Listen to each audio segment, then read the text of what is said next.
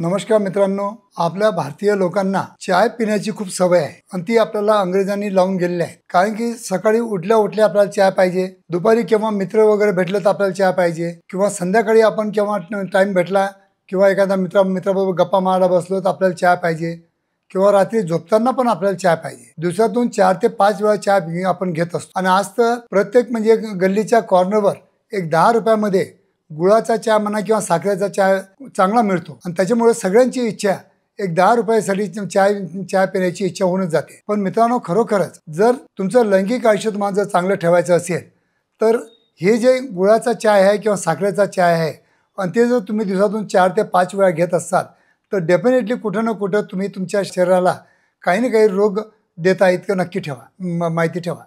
मित्रांनो, गुळाचा चहा किंवा साखरेचा चहा घेण्यापेक्षा तुम्हाला कोणता चहा घ्यायला पाहिजे त्याच विषयी आज मी तुम्हाला सायंटिफिक इन्फॉर्मेशन द्यायचा प्रयत्न करतो की जो चहा घेतल्यामुळं तुमचं लैंगिक आयुष्य स्ट्रॉंग होऊ शकतं।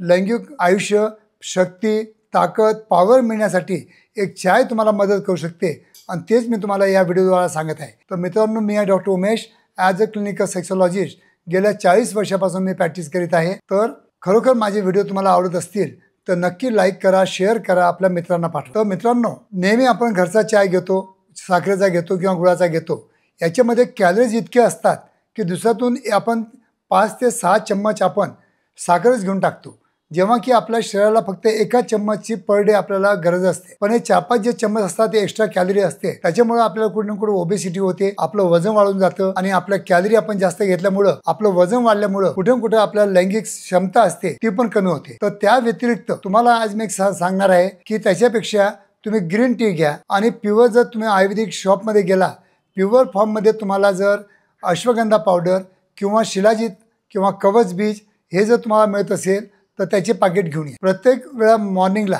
सकाळी तुम्ही जेव्हा ग्रीन टी बनवसाल तर त्याच्यामध्ये साखर टाकायचीच नाही, अश्वगंधा टाकायचं आणि गोड तुम्हाला बनवायचं असेल तर थोडंसं शहद तुम्ही टाकू शकता, मध टाकू शकता। तर मित्रांनो, जसं शिलाजीत टी आहे, अश्वगंधा टी आहे, कवच बीज टी आहे, किंवा अद्रकची चाय आहे, किंवा सूट असते सूटची चाय आहे, किंवा लवंग टाका, हे जर तुम्ही ग्रीन टी बरोबर हे जर सगळे चायचे प्रकार घेतले तर तुमचं रक्तभिसरण वाढण्यास तुम्हाला मदत होते, तुमचं हार्ट चांगलं मेंटेन ठेवण्यासाठी मदत होतं, तुमच्या बॉडीमधलं कोलेस्ट्रॉल कमी करण्यासाठी हे ज्या टी असतात हे मदत करतात आणि त्याच्यामुळं कुठे कुठे तुम्हाला लैंगिक आयुष्यामध्ये शक्ती प्रदान करतं। तर लैंगिक आयुष्य चांगलं मेंटेन ठेवण्यासाठी या रुटीन चाय न घेता जर तुम्ही आयुर्वेदिक हब किंवा आयुर्वेदिक टीज घेत असाल तर मला वाटतं तुमचं लैंगिक आयुष्य चांगल्या प्रकारे जाऊ शकतं। तरी मित्रांनो, आजपासून तुम्ही नियम चालू करा की गल्लीवरच्या 10-10 रुपयाचे चहा न घेता, गुळाचं सेंद्रिय म्हणा किंवा साखर म्हणा ते एकच आहे,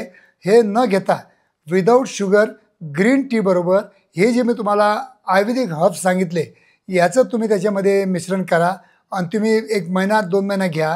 खरोखर तुमच्या शरीरामध्ये, तुमच्या चरबीमध्ये, तुमच्या वजनामध्ये, तुमच्या ॲक्टिव्हिटीमध्ये, तुमच्या स्फूर्तीमध्ये काही फरक दिसून येतो का हे नक्की मला कॉमेंट करा। धन्यवाद मित्रांनो।